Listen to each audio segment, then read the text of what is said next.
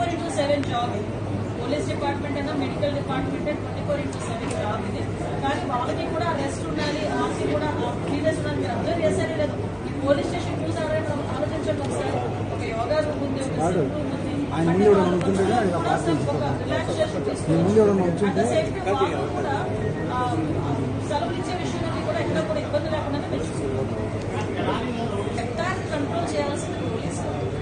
చట్టాన్ని పోలీసు చేతిలోకి తీసుకోవడం విషయం ఏంటంటే ఒకటండి, నాకు అర్థం కాదు ఏంటంటే తప్పు చేసిన వాడికి కులం ఏంటి మనం అదొక్కటి చెప్పాలి. వాళ్ళు గాంజా బ్యాచ్ కూడా ప్రెస్ నోట్ కూడా రిలీజ్ చేశారు డీసీపీ గారు. అసలు వాళ్ళ మీద ఎన్ని రౌడీ షీట్స్ ఉన్నాయి. అసలు తెనాల్లోని నాకే కాదు, మీకు కూడా ఒక సోషల్ రెస్పాన్సిబిలిటీ ఉంది విలేకరులుగా మీకు కూడా. ఒక్కసారి తెనాల్లో వాళ్ళ తాలూకా నేచర్ ఏంటి, వాళ్ళ తాలూకా బ్యాక్గ్రౌండ్ ఏంటి అనేది ఒకసారి చెక్ చేయండి.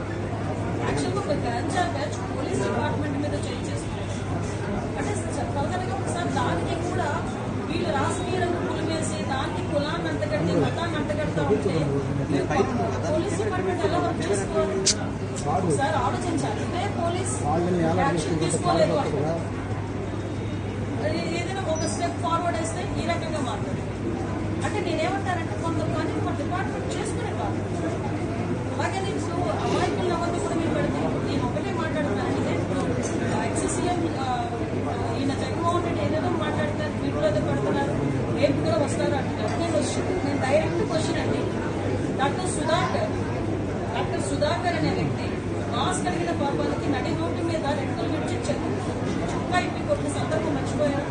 మరి ఆ రోజు ఎందుకు మాట్లాడలేదు జగన్మోహన్ రెడ్డి? ఆ రోజు అయితే భారత్ స్వచ్ఛాపురం అన్నారు. ఆ రోజు అయితే అదే చంద్రబాబు నాయుడు గారు అమరావతి చూడడానికి వెళ్తే బస్సు మీద రాళ్ళు ఇస్తుంటా ఉంటే ఆ రోజు ఎందుకు రాళ్ళు ఇస్తున్నారంటే భావ స్వచ్ఛ ప్రకటన అని మాట్లాడారు. అదే పోలీస్ డీసీపీ ఆఫీస్ కి పక్కనే ఉన్న సెంట్రల్ ఆఫీస్ మీద దాడి చేస్తే మా కార్యకర్తలకి బీపీ వచ్చింది అన్నారు.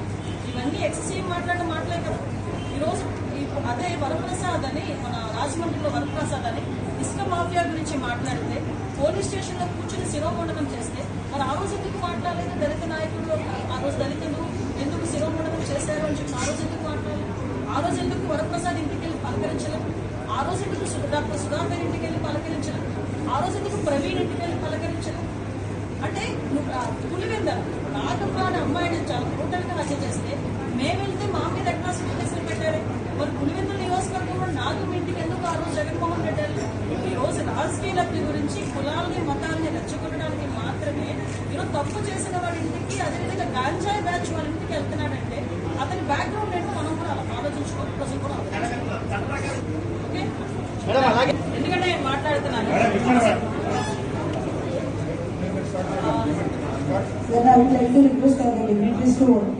ఎందుకంటే లాస్ట్ టైం సజ్జల గారి చేతిలో, లాస్ట్ హోమ్ మినిస్టర్ చేతిలో కానీ సీఎం చేతిలో కానీ పోలీస్ డిపార్ట్మెంట్ ఉండేది కాదు.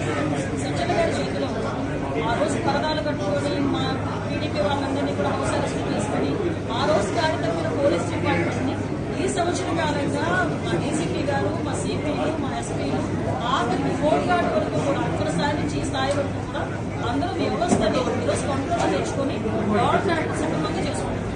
అది ప్రజలు కూడా గమనించారు.